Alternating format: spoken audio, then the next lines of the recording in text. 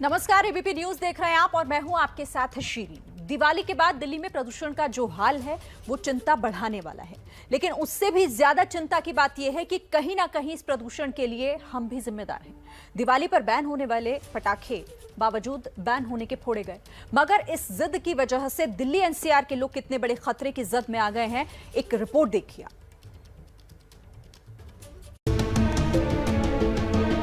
ये जहरीली धुंध,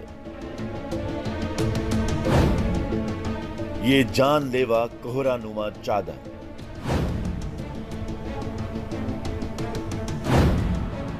ये जानलेवा बहुत जानलेवा है। सोचिए कि कितने ज्यादा हजार्डस कैटेगरी में इस वक्त आंखों में प्रॉब्लम हो रही है, जलन सी हो रही है। प्रदूषण बहुत ज्यादा बढ़ा है जी, बढ़ा नहीं, बहुत ज्यादा बढ़ा है। जो बीमार है उनके लिए तो बहुत खराब है, जो नहीं है वो और बीमार हो जाएंगे। हर महीने में हम करते रहते हैं टूर इंडिया गेट का, लेकिन इंडिया गेट यहाँ से हमें प्रॉपर दिखता था, बट आज के टाइम पे इंडिया गेट का नामो निशान तक नहीं दिख रहा है।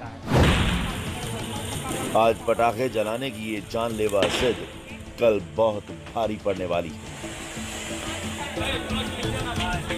मैं यही कहूंगा कि पोल्यूशन से नॉर्मल लोगों में भी असर पड़ता है जब इतना हाई लेवल ऑफ पोल्यूटेंट हो, और जिन लोगों को रेस्पिरेटरी प्रॉब्लम्स हैं उनको तो बहुत ज्यादा तकलीफ हो सकती है। जब पोल्यूशन ज्यादा हो तो वायरस भी हवा में कुछ टाइम ज्यादा रह सकता है और ज्यादा वो इन्फेक्शन कर सकता है। जो बीमार है उन्हें भी और जो स्वस्थ हैं उन्हें भी।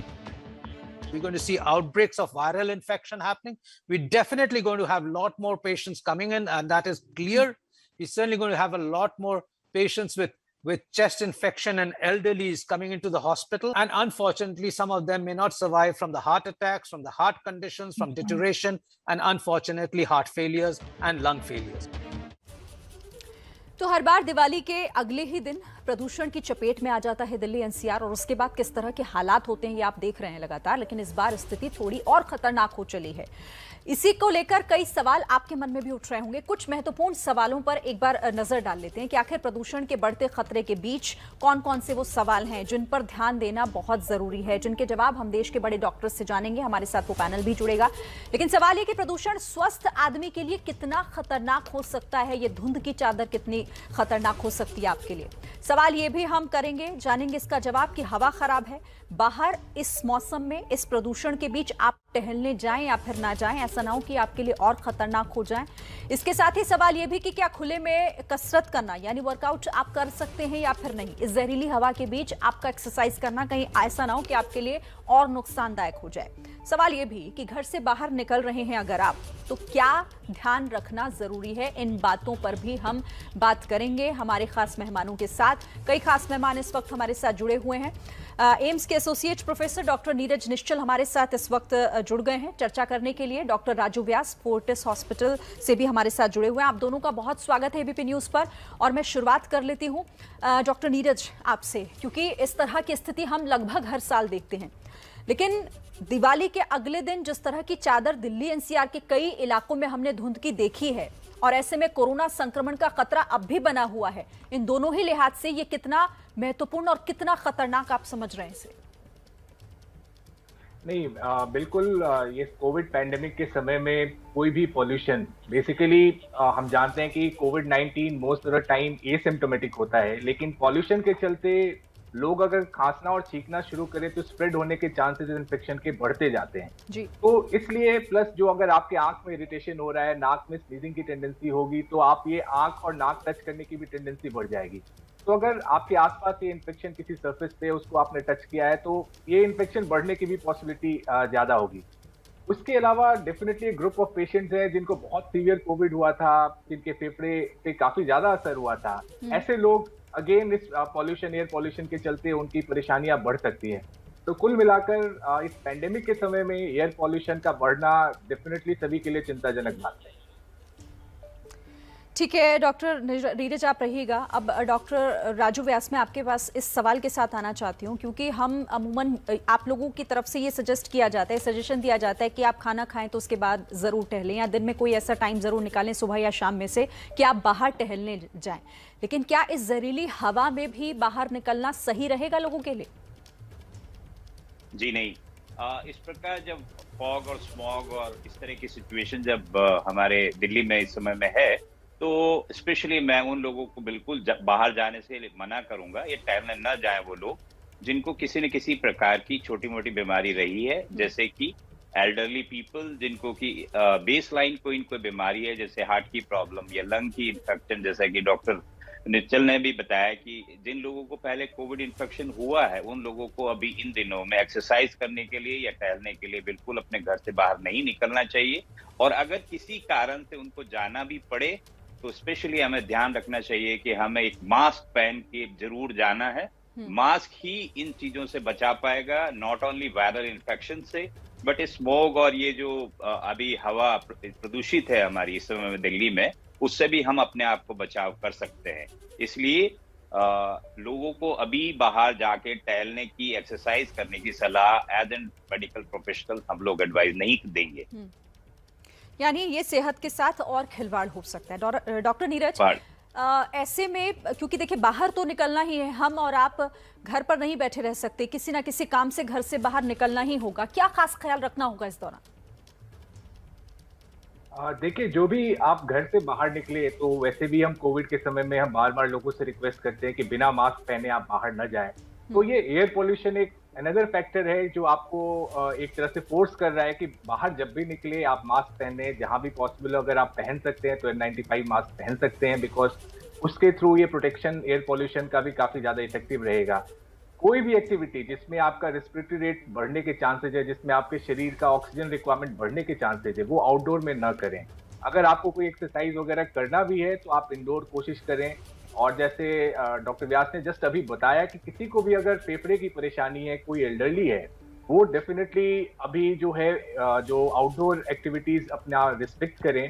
और बाई चांस अगर कोई करना भी चाहे तो ये इंश्योर करे कि जो भी पार्क या कोई भी ऐसा जगह है जहाँ पे वो करने का प्लान कर रहे हैं, वो एटलीस्ट जो ज्यादा पॉल्यूटेड एरियाज है, जैसे रोड साइड अगर पार्क है तो वो सेफ नहीं है।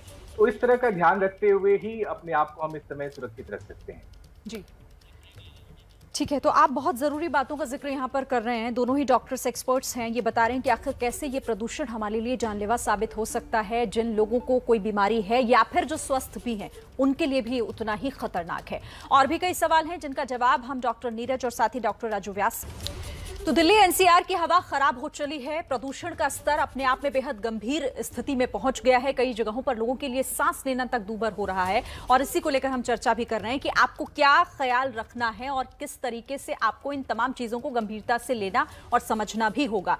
एक्सपर्ट्स हमारे साथ हैं, डॉक्टर नीरज निश्चल और डॉक्टर राजू व्यास। आप देख रहे हैं टीवी स्क्रीन पर हमारे साथ बने हुए हैं। डॉक्टर राजू व्यास, अब उन लोगों का जिक्र कर लेते हैं जो किसी न किसी बीमारी से पीड़ित हैं और खासतौर से अगर जिसे पहले से ही सांस की तकलीफ है, अस्थमा जैसी बीमारी से वो गुजर रहे हैं, क्या करना चाहिए उन्हें?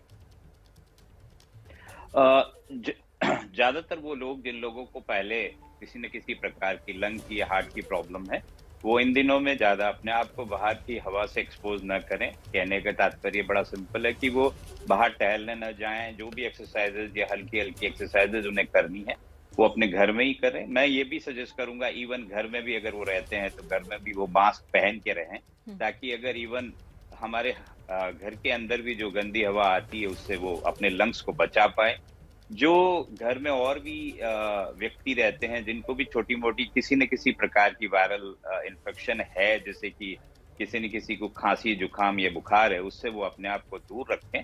तो ये छोटे छोटे एहतियातन है। इसी के साथ साथ बहुत सारे छोटे छोटे मेडिकल कुछ तरकीब्स भी हैं, जैसे कि आप स्टीम लेते रहें रेगुलरली। अगर कोई नेबुलाइजर पे है तो वो नेबुलाइजेशन अपना रेगुलर कंटिन्यू करे, ताकि क्या है कि उनके जो रेस्पिरेटरी सिस्टम है वो चोक ना हो। अगर किसी न किसी प्रकार से सांस लेने में बहुत ज्यादा तकलीफ बढ़ जाती है तो उसके लिए वो तुरंत अपने किसी न किसी फिजिशियन से मिलें तथा अपनी इस प्रॉब्लम को जल्दी सॉर्ट आउट कराएं, क्योंकि जितना जल्दी हम इन प्रॉब्लम को एड्रेस करेंगे उतना ही जल्दी हम इनको फायदा पहुंचा पाएंगे।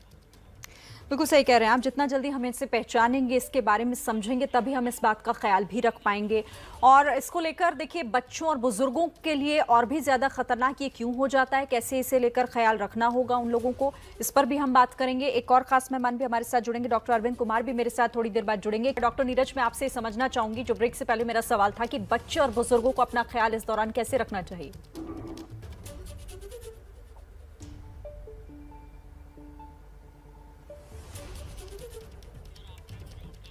डॉक्टर नीरज, आपकी आवाज हम तक नहीं पहुंच पा रही है, शायद आप एक बार चेक कीजिए। सॉरी। तो मैं ये कह रहा था कि अब स्कूल्स वापस से खुल रहे हैं, बच्चे स्कूल जाना शुरू कर चुके हैं और काफी जो छोटे बच्चे हैं वो अब जल्दी शुरू करने वाले हैं। तो ऐसे में बहुत जरूरी है कि पेरेंट्स इंश्योर करें कि बच्चे जब भी जाएं तो मास्क पहन के जाएं। जैसा कि डॉक्टर व्यास ने क्लियरली बताया कि किसी भी को अगर पहले से कोई comorbidity, specially lung related problem है, चाहे वो एस्थमेटिक है, सीओपीडी है, ऐसे में अगर किसी को कोई भी परेशानी अगर आती है तो खुद से अपना इलाज या खुद से अपना डायग्नोसिस बनाकर इलाज न करें, डॉक्टरी सलाह जरूर लें, क्योंकि ऐसे सिचुएशन में ये प्री एग्जिस्टिंग कंडीशन बहुत जल्दी खराब हो सकती हैं, जिसके चलते फिर वो जान तक की रिस्क आ सकती है। उसके अलावा जो बाहर खेलने की जो परमिशन है जो पेरेंट्स अपने बच्चों को देंगे, वो बहुत जरूरी है कि इंश्योर करें कि बहुत ज्यादा भागदौड़ करने का सिचुएशन बच्चे बाहर अभी नहीं करें, क्योंकि ऐसे में जैसे अभी हम देख रहे हैं कि एयर क्वालिटी इंडेक्स है जो काफी खराब है जी, वो इनफैक्ट हम 150 तक फिर भी एक टॉलरेबल लेवल मानते हैं, उससे कई गुना ऊपर है। ऐसे सिचुएशन में कोई भी आउटडोर एक्टिविटी बच्चों से न करवाएं तो बेहतर रहेगा। और उसके अलावा जो है ऑफकोर्स मास्क की हम बार बार बात करें, मास्क पहनना बहुत जरूरी है ऐसे सिचुएशन में, उसका हमें ध्यान रखना पड़ेगा। बिल्कुल ठीक है डॉक्टर, आप रहिएगा हमारे साथ। मुझे एक और छोटा सा ब्रेक यहाँ पर लेना है, लेकिन और भी कई सवाल हैं जो दर्शकों के लिए जानना और उन्हें। तो दिल्ली एनसीआर की हवा एक बार फिर अपने खतरनाक स्तर पर पहुंच चुकी है। दिल्ली के कई ऐसे इलाके हैं जहां पर जो AQI लेवल है वो अपने आप में ये बता रहा है कि कैसे सांस लेना आपके लिए मुश्किल भरा हो सकता है। और इसी को लेकर हम लगातार कई सवालों के साथ अपने एक्सपर्ट से चर्चा कर रहे हैं। जाहिर है आपके मन में भी ये सवाल आ रहे होंगे कि आखिर आप इस दौरान अपना और अपनों का कैसे ख्याल रखें। और डॉक्टर राजू व्यास, डॉक्टर नीरज निश्चल दोनों ही हमारे साथ हमारे सारे सवालों का जवाब दे रहे हैं। डॉक्टर नीरज, आपके पास अब आऊंगी और सवाल मेरा प्रदूषण और साथ ही कोरोना दोनों से जुड़ा हुआ। आखिर ये दोनों स्थिति अगर बनती है इस दौरान, जो जाहिर तौर पर बनेगी, क्योंकि डॉक्टर गुलेरिया भी इस बात का जिक्र कर चुके हैं कि प्रदूषण और कोरोना का खतरा हम पहले से झेल रहे हैं, तो ये एक तरीके से डबल अटैक होगा लोगों के लिए। हाँ बिल्कुल, जो अब कल डॉक्टर गुलेरिया ने भी ये बात कही है कि जैसे एविडेंस है कि इस पॉल्यूशन के सिचुएशन में जो पार्टिकुलेट मैटर है उसके चलते ये वायरस ज़्यादा देर सर्वाइव कर सकता है, और कुछ एविडेंस है कि ये ज़्यादा दूर तक स्प्रेड भी हो सकता है। और डेफिनेटली इस पॉल्यूशन के चलते जो पेशेंट नॉर्मली एसिम्प्टोमेटिक रहते हैं उनमें भी सिम्टम्स होने शुरू हो सकते हैं। जैसे अगर कोई स्नीज कर रहा है, कोई कॉफ कर रहा है, तो ये इन्फेक्शन ज़्यादा स्प्रेड होने की पॉसिबिलिटी बढ़ती है।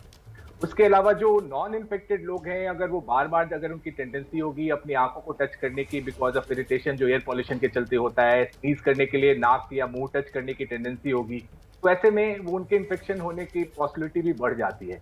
उसके अलावा अगर पॉल्यूशन के चलते अगर आपके फेफड़े कमजोर हैं, तो अगर इस बीमारी में अगर आपको जो कोविड-19 होता है, ऐसे में बीमारी गंभीर होने की भी पॉसिबिलिटी बढ़ जाती है। साथ में अगर कोई को-इन्फेक्शन की पॉसिबिलिटी, क्योंकि एयर पॉल्यूशन आपके जो रेस्पिरेटरी ट्रैक्ट का जो इम्यून रिस्पॉन्स है, चाहे वो सिलेरी मूवमेंट के थ्रू हो, जो लोकल एंटीबॉडीज प्रोडक्शन के थ्रू हो, इन सबको कमजोर करता है। तो कुल मिला के कोविड-19 के समय में एयर पॉल्यूशन एक, मैं कहूंगा कि डबल एजेड स्वॉर्ड हो सकता है, एक डबल वैमी हो सकता है, जिससे लोग ज्यादा परेशानी में पड़ सकते हैं। ठीक है, यानी इसके लिए भी आपको खास ख्याल रखना होगा। और डॉक्टर राजू व्यास भी हमारे साथ हैं। डॉक्टर राजू व्यास, एक्सपर्ट्स ये कहते हैं, ये बताते हैं कि प्रदूषण अगर बाहर है तो ऐसा नहीं कि घर में रहकर आप इससे बच सकते हैं। क्या खास ख्याल रखना होगा और क्या घर में अगर हम हैं तब भी हम इस प्रदूषित हवा की चपेट में आ रहे हैं? जी, मैंने अभी थोड़ी देर पहले ही कहा था कि घर में भी अगर हम रहते हैं तो इन दिनों में हमें अपने मास्क का यूटिलाइजेशन प्रॉपरली करना चाहिए। मास्क पहन के रहना चाहिए घर के अंदर भी, नंबर 1। नंबर 2, हाँ अगर पॉसिबल हो हम लोगों को एयर प्यूरिफायर का भी इस्तेमाल करना चाहिए, जिससे कि हमारे एयर जो है, घर की एयर वो भी साफ हो जाए। इन सब चीजों का स्पेशली ध्यान रखना चाहिए। और इन सब चीजों का अगर हम ध्यान रखते हैं तो हम बहुत सारी चीजों से बच सकते हैं। तीसरी बात ये भी मैंने जैसे कही थी कि बाहर आउटडोर एक्टिविटी स्पेशली उन लोगों को नहीं करनी चाहिए जो थोड़े उम्र में बड़े हैं और जो छोटे बच्चे हैं, जो मिड 30 साल से लेके 50 साल की उम्र के, जिनको रेगुलरली अपने किसी न किसी कार्य के लिए जाना पड़ता है बाहर, उन लोगों को स्पेशली अपना मास्क पहन के अगर वो रखते हैं तो हम इन तकलीफ वाले दिनों में हमें अपने आप को बचाव कर सकते हैं। एक बात और इसमें मैं ऐड करना चाहूंगा, वो ये है कि इन दिनों में इस प्रदूषण के कारण से नॉट ओनली के लंग्स से इन्फेक्टेड या लंग्स से जिन लोगों की प्रॉब्लम्स है, लंग्स जिनके खराब हैं या लंग की प्रॉब्लम है उन लोगों को ही प्रॉब्लम नहीं होती है, स्पेशली उन लोगों को भी तकलीफ होने की संभावना बढ़ जाती है जिन लोगों के ऑलरेडी हार्ट की प्रॉब्लम्स भी हैं। या ऐसा कह सकते हैं हम कि पॉल्यूशन को भी अब WHO ने और वर्ल्ड की सारी ऑर्गेनाइजेशंस ने अब हार्ट से संबंधित एक रिस्क फैक्टर के रूप में ऐड कर दिया है। इसीलिए हम देखते हैं कि इन दिनों में भी जब स्मोक की मात्रा बढ़ती है और जब लोगों को सांस लेने में तकलीफ होती है तो हमारे अस्पतालों में हार्ट अटैक से संबंधित मरीजों की संख्या भी समय के साथ बढ़ती चली जाती है। तो जिन लोगों को हार्ट की प्रॉब्लम है उन्हें भी अपना एहतियातन हर चीज का ध्यान रखना चाहिए। अगर किसी न किसी प्रकार की कोई भी तकलीफ होती है, सांस लेने में, पाँव में सूजन होती है या जो है छाती में किसी प्रकार का भारीपन आता है, तो उन्हें तुरंत अपने किसी फिजिशियन को, कार्डियोलॉजिस्ट को कंसल्ट करना चाहिए, ताकि हम इस समय में अपने जो अपेक्षाकृत जो हम कहते हैं कि हार्ट अटैक होने की संभावना बढ़ जाती है, उससे हम अपने आप को बचा सकें। यानी अपने बॉडी एक्टिविटीज़ पर आपको ख्याल रखना होगा। अगर किसी भी तरह के इस तरह के सिम्टम्स आपको दिखाई दे रहे हैं तो वक्त रहते इस पर काम करना होगा। अपने एक्सपर्ट से, अपने डॉक्टर से ज़रूर कंसल्ट करें।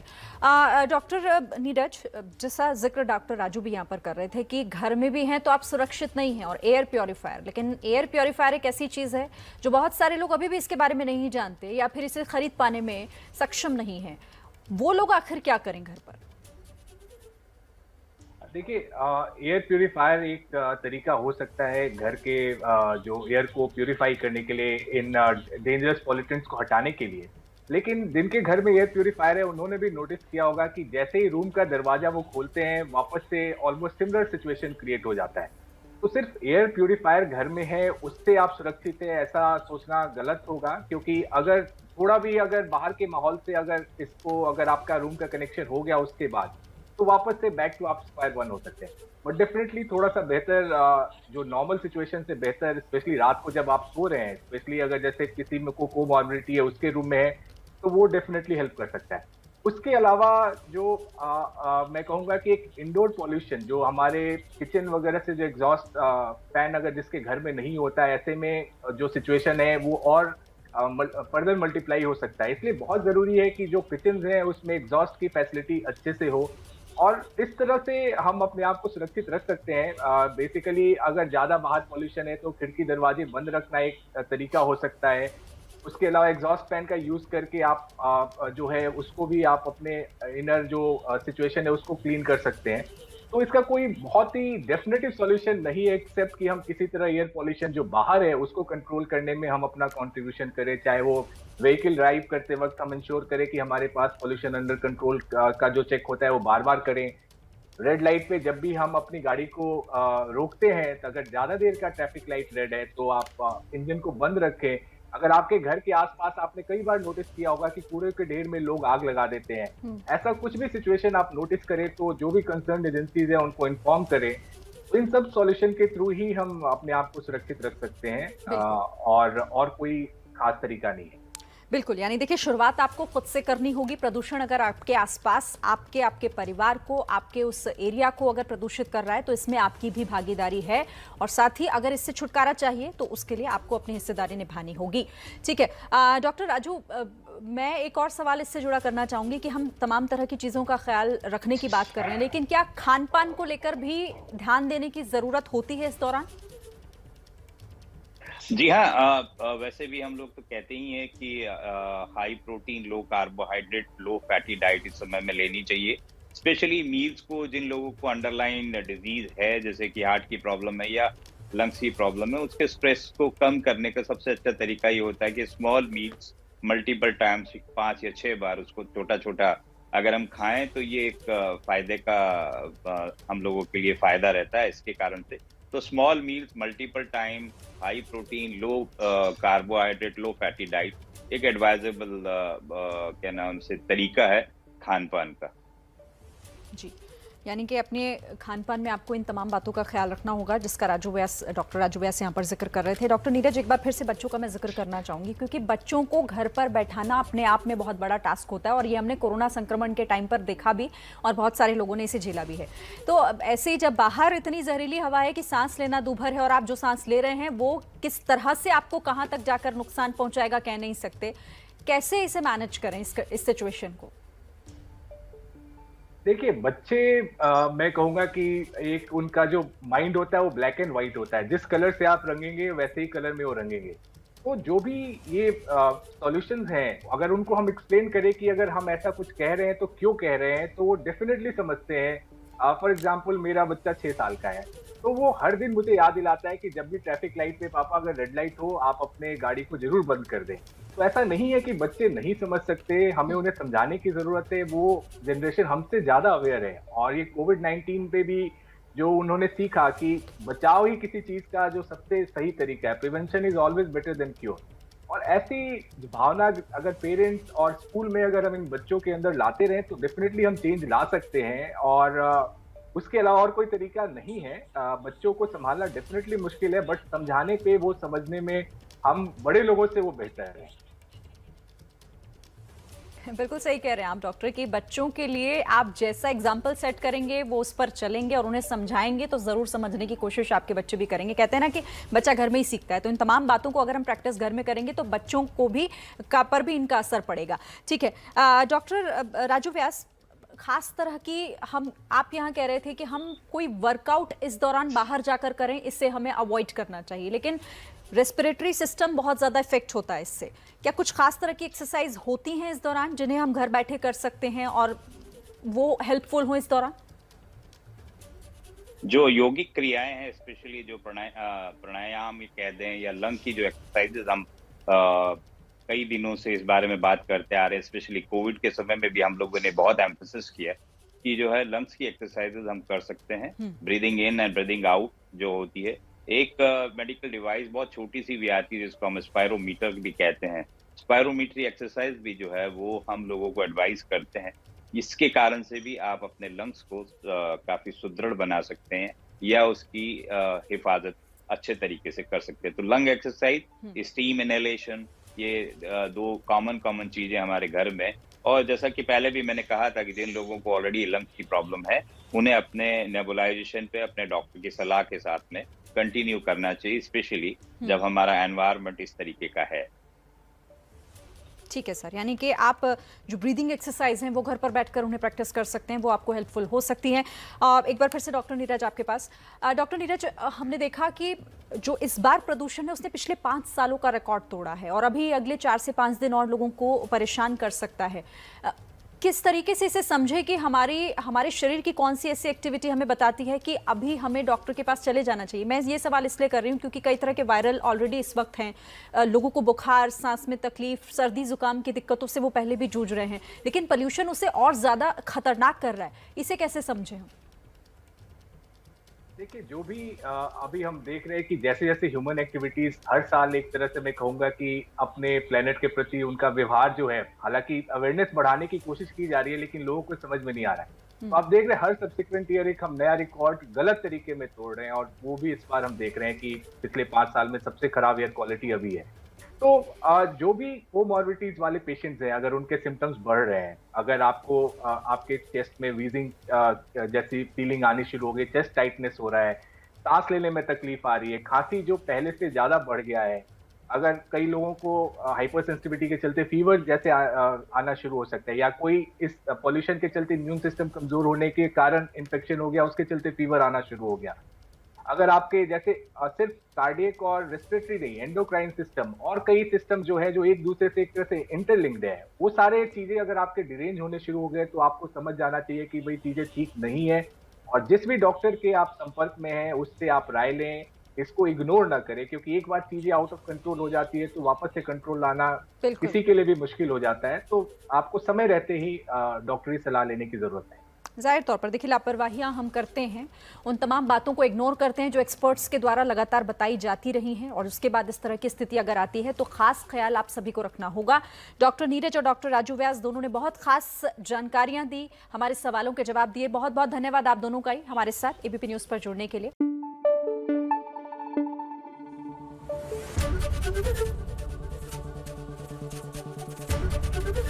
एबीपी न्यूज आपको रखे आगे।